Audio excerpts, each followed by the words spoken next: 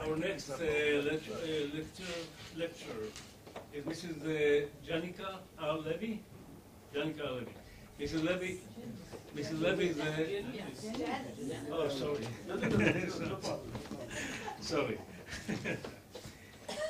Mrs. Levy is a PhD student in history at the University of California, Los Angeles. She examines how Jewish faith identities in present-day West Africa are constructed via oral history, ritual memory, and encounter with Judaism. Yes? She received her MA African Studies from the Indiana University and her BA from Oklahoma University. The topic is the House of Israel in Ghana. קהילת בית ישראל בגאנה.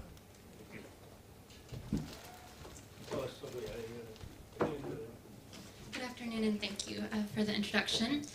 Today I'll be speaking about the House of Israel, a small community in the western region of Ghana, just near the Ivorian border.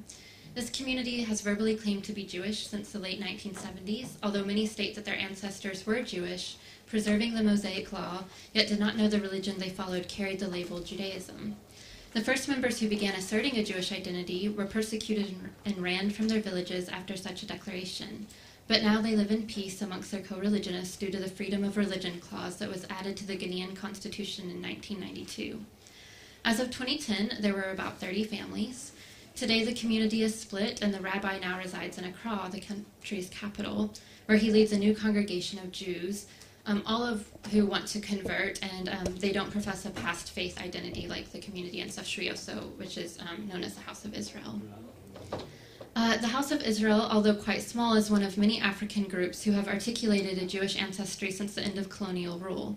In fact, at the beginning of this month, the online blog Breaking Israel News, just on August 2nd, reported on Togolese Jews, Togo being the neighbor to the east of Ghana, with the King of Togo reporting that many of Togo's ancestors were in fact Jewish. But what do we make of these relatively recent confessions of Judaism tethered to a Jewish past? Narratives that mirror the history of the Beta Israel of Ethiopia more than the history of the Abayudaya in Uganda. For the purpose of this paper, and relating it to the theme of the conference, I don't intend to assert that this community is in fact Jewish, nor do I intend to deny it. Instead, I hope to explore Jewish West Africa and suss out the historical precedent for the House of Israel's claim, and to attempt to understand why the legacy of such a Jewish remnant and the elisions in the historical record are evident in Jewish West Africa. I also will examine how the role of the colonial and post-colonial discourse, ideologies, and observations may have impacted the formation of Jewish identity during the past few decades in West Africa. A historical overview of Jews living in West Africa in the pre-colonial era, or in the end of the medieval, will also be necessary to begin this exploration. Additionally, I think it's essential to quickly discuss methodologies that are utilized not only as an Africanist, but methodologies that are required for this project. In essence, the Africanist is quick to learn that the archive, which often consists of written records produced and housed by the state, especially south of the Sahara, is only one lens in which to view the African past. It is also to acknowledge that Western institutions have privileged the written and see it as history and other source material as memory, with memory often being seen as a less reliable way to historicize and understand the past. For this project, the written has to be expanded from pen and paper to other material sources, including onomastic studies, epigraphic evidence, archaeological remains, as well as artisanal goods. But also gathering oral histories is essential in constructing a more holistic understanding of an African past. Jan van Siena's seminal work on oral history, as passed down from generation to generation, adds a critical piece to the puzzle, in addition to what we have learned from indigenous historians, or the griots of West Africa, who are trained at a very early age to historicize via memory. But just as the written has to be expanded from paper, the oral must include other sources that are immaterial, animate, and abstract. This includes expanding the testimony to other spoken clues, such as Louise White, who uses rumor and gossip to construct histories. For my project, it is whispered testimonies that are critical in the history of Jewish Africa. But also memory. Pierre Nora's work on lieux de mémoires can be helpful in how a space can evoke memories in the past and thus a history. As we're talking about these menstruation seclusion houses, also in Ghana you have these, and as you see it, it evokes a memory and they begin a history. And of course there is how the body inscribes history, not physically as a Luba who used scarification, but rather motor memory, if you will, or as Many call it performative memory. It's also listed as ritual memory or practical memory. That is how the body is taught repetitive motion and how these rituals or ceremonies are understood as institutionalized memory, which can be transmitted long after the meaning surrounding the act has been forgotten. Practical memory is especially important in the colonial and post-colonial era, as a Jewish identity was not necessarily transmitted via word due to the dangerous climates of the time. And additionally, Jewish identity is both projected onto these communities by Europeans, but also asserted by Guineans due to these habits. So just what's being observed. Also, just quickly, my project isn't centered alone in Ghana. It has to extend beyond this present-day nation, from present-day Ghana to the ancient empire of Ghana, beyond the Sahara into the northern fringes and northern Africa. It moves through the interior and also along the coast.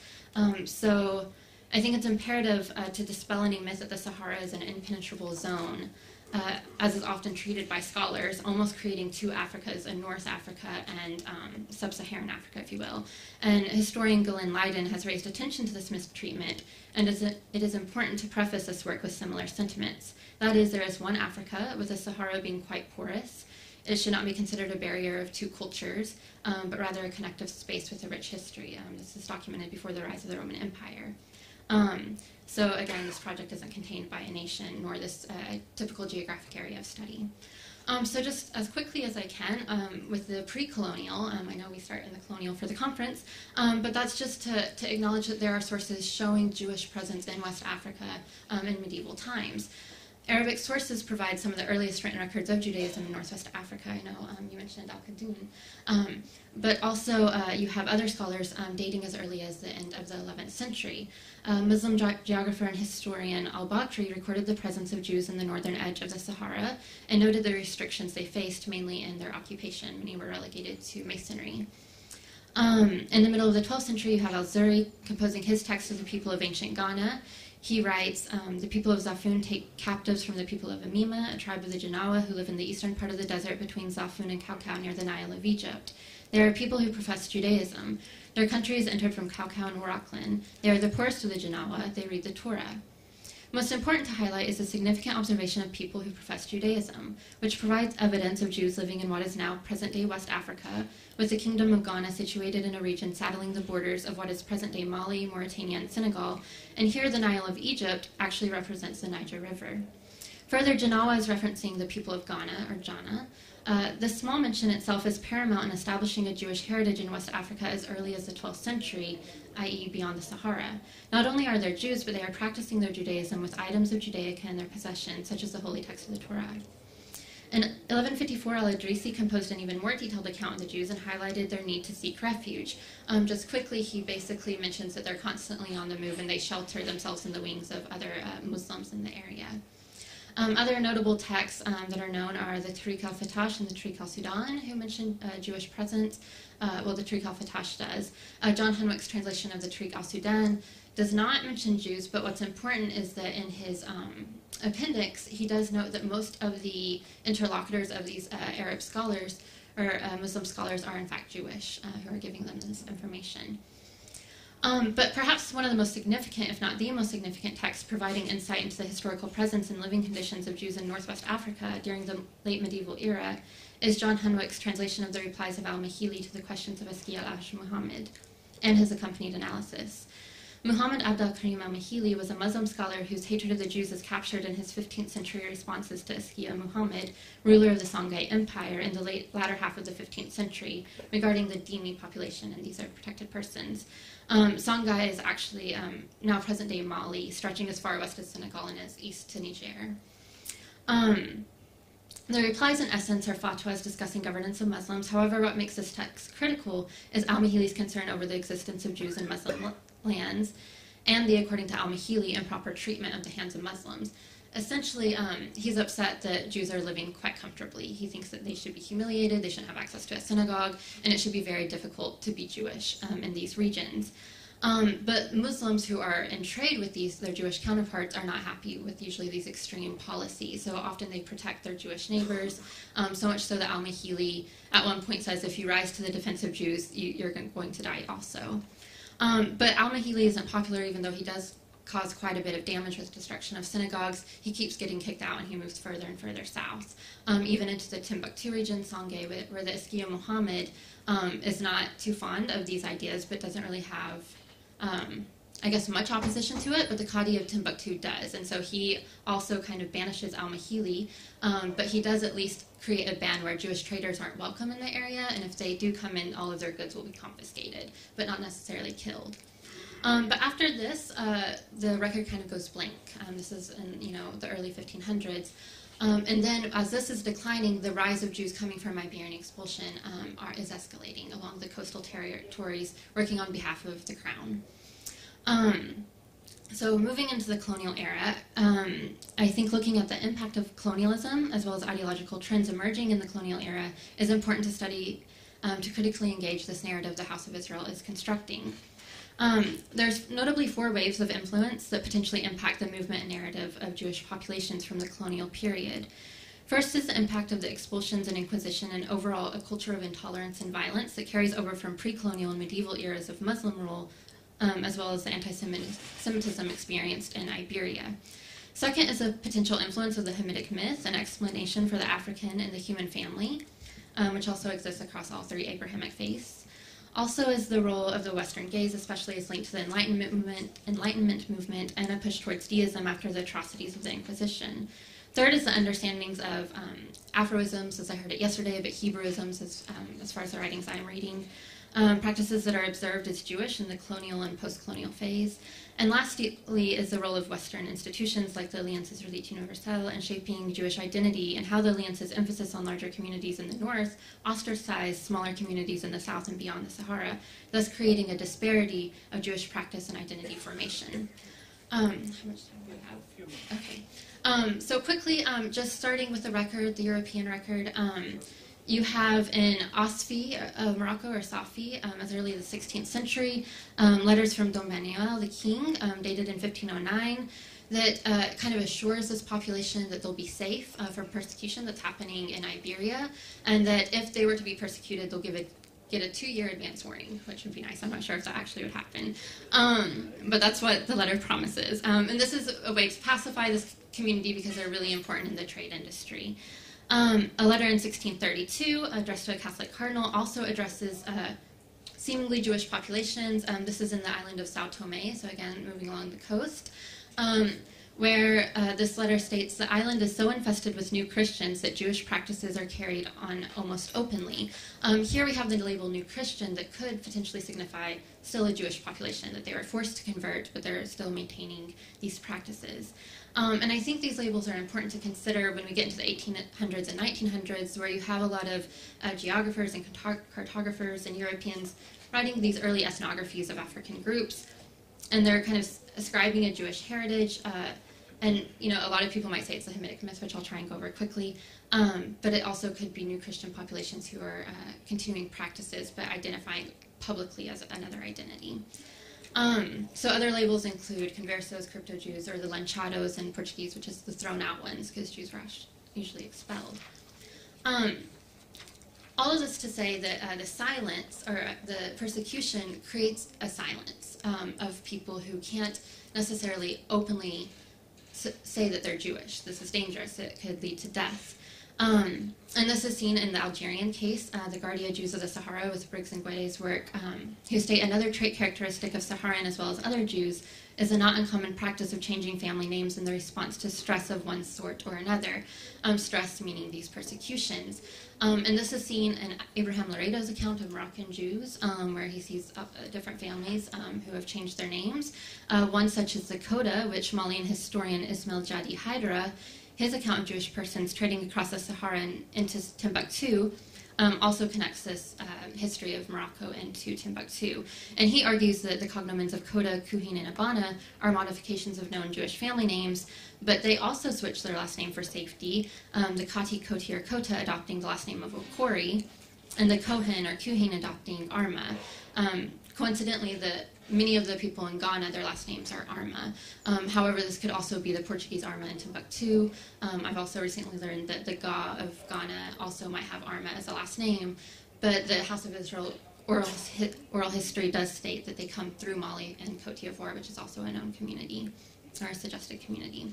And again, Haider is saying that Jews are converting to Islam because they're threatened. They actually have the choice between the sword and the Quran, as he says. So, am I out of time? Maybe, okay, 2 minutes. Okay, so another option is the Hamitic myth. So Tudor Parfit mentions this in his recent book, The Black Jews and African Americans, and essentially he's saying that this is a way to explain the colonial project, especially the slave trade. By casting Africans or black-skinned peoples as less than, it allowed for the commodification of black bodies and poor treatment, and of course the slave trade. As slave was abolished, the theory evolved. And so what they had is Hamites became part of this genealogical or spiritual genealogical heritage where lighter-skinned Africans are somehow related through this religious tradition, and therefore they could become the intermediary class to make sure that darker-skinned Africans are obeying the colonial structure. And so in this sense, it's lucrative to be Jewish and to include this into your oral narrative because you might have a higher status in this colonial structure to be Jewish. I'm not sure if that quite works, just because there's a lot of narratives where Africans are definitely saying they're super Christian or super Muslim to assert this status symbol, if you will, but no one's really saying they're Jewish other than whispered testimonies. It's something secretive that people don't volunteer. Enlightenment could also be a reason, just with universalist ideologies. By finding these connective threads, you could potentially convert people more easily to see these similarities and therefore expand the spiritual empire. Hebrewisms, though, which we won't have time to discuss, are simply the motor memory, the practical, the ceremonies that have these Jewish semblances. So a lot of writers in the 1800s talk of these, and they assume that these communities are lost tribes, almost, if you will. Most notably, Joseph Williams, a Jesuit missionary who perhaps coins the term Hebrewisms in Ghana. He also has linguistic evidence. All of this to say that that could explain the reason why these narratives are happening. And although the Europeans projected these Hebrewisms onto them in the 1800s and the end of the colonial period, these Hebrewisms are what assert identity for the Ghanaian community now. To conclude, lastly, the alliance is really universal. I think we've covered throughout the course of the days. To conclude, the emergence of Jewish communities has become a phenomenon, and the communities claiming a past Jewish heritage has increased since the beginning of the 21st century.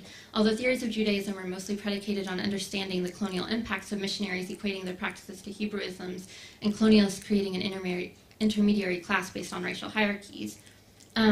With the imposition of these narratives and values, it is perhaps possible that rejecting a colonial religion of Christianity or Islam is simply a consequence of independence, i.e. is becoming Jewish a form of resistance to the legacies of colonialism? Or is it that after years and years of violence imposed through physical atrocities and spiritual oppression, these communities finally feel comfortable to begin voicing the oral narratives that have been passed down in private spaces for generations? I'll conclude there. Thank you very much. We have a few minutes for a few questions. Yes, please. Yitzhak.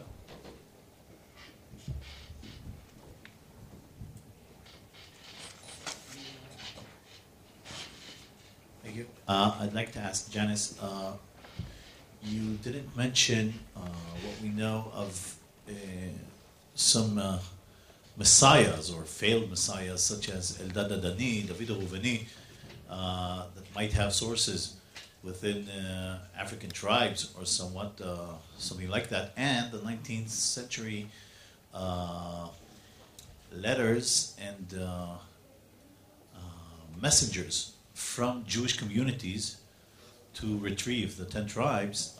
We have several of them coming from Europe, several coming from the land of Israel, as part of the rising of nationalities in Europe and feelings of the days of the Messiah coming. Perhaps this may be linked to the question. This is just a comment, Janice.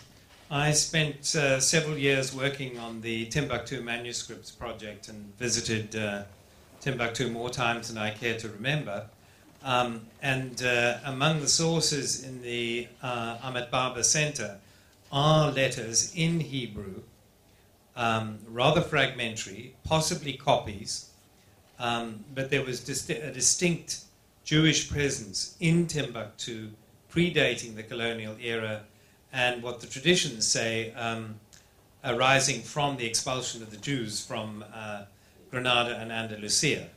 That the documents are not only in the State Ahmad Baba Center, but in the Hyderabad. There are two families of Hyderas who have private libraries. It may be something worth looking at because, of course, Timbuktu was the entrepot for trans-Saharan trade from Morocco and Algeria, and then further south to Ghana, to what is now Ghana.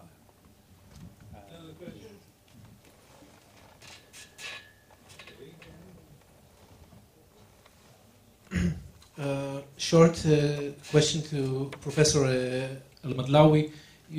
If I understood correctly, you say that in the last years there's a growing in the public and in civil society rememorating the Jewish heritage, etc. How is it working out in the context of contemporary politics of the Israeli-Palestinian conflict, the ongoing? How is this dynamics working?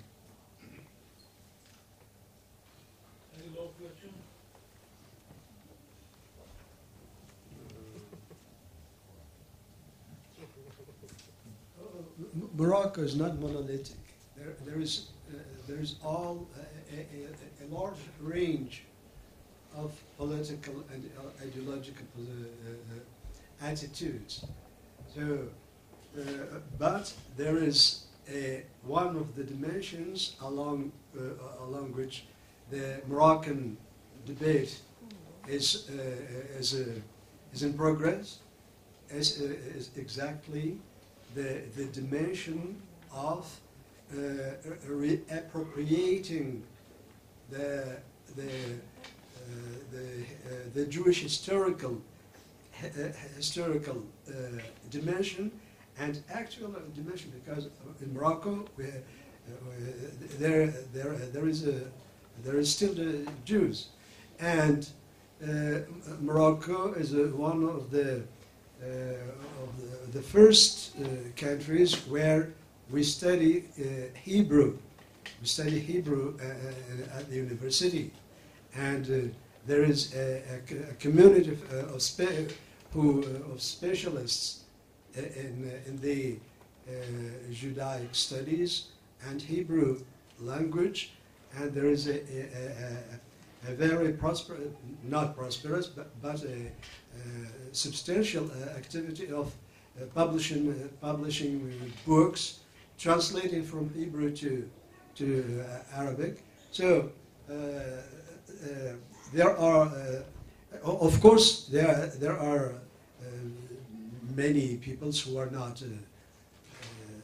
happy with that move, but Morocco is different from some other countries with which it is traditionally associated to. Just to your, please, if you could say also a few words inside, let's say, the Ministry of Education. Do you feel it in the curriculum, for example?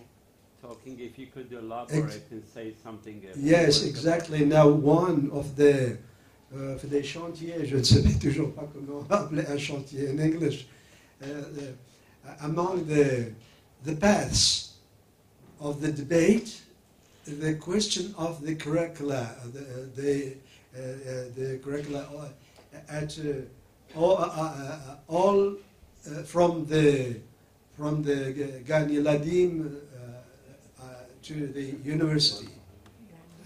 Oui, depuis le from no Gani Ladim in English. Kindergarten. Yes, Kinder. Ça c'est l'allemand. Okay, from kindergarten to the baccalaureate. The ministry and many other civilian societies are working about this this reform. We call that reform to introduce the Jewish Convention, because before in the curricula there is not a the same situation in Israel. Excuse me. Well, yes, there is a parallel. There is a parallel now. The recognition of the Sephardic dimension in Israel and in Morocco, where we are trying to introduce. Please ask the king not to wait for the Bennett committee. We have to finish this session. Okay, just to the comment of the archives in Ahmed Baba. So thank you for that, and the Haidar's collection. Also, just to add, there's also the community Zakur, which I believe is Hebrew to remember, created in Mali to kind of begin digitizing all of these records, not just there with the Haidar's and Ahmed Baba, but in private collections. There's a lot of Malians who say we are the descendants of Jews. We're not interested in Judaism, we're very much Muslim, but they want to historicize this record that exists in Western Africa. As to the 19th century letters, I'm early on in this project, so thank you. I'll take that as a comment to look into. As far as failed messiahs, I'm not familiar with this as far as affecting the narrative of the House of Israel. They don't, I mean, their first figure, you might could say, was a bit of a preacher. I mean, he went around to kind of share this message after saying he had a vision that the practices he maintained, the indigenous practices, were in fact Judaism. And that's when you start seeing this, them employ the label Judaism. But it's something that's accepted in the community in the sense that women usually convert to whatever their husbands are. And usually this kind of creates tension with the family. But when women explain to their parents, you know, what they would be doing as far as the practices, their families were very comfortable with it. Because again, it was seen as a return and not something new or radical. So I don't know if that answers your question, but it's something to look into. Thank you. Thanks our lecturer, and thank you דהאן. תודה רבה. אנחנו יוצאים להפסקה עכשיו של הפסקת מנחה. אין קפה שם, אין קפה.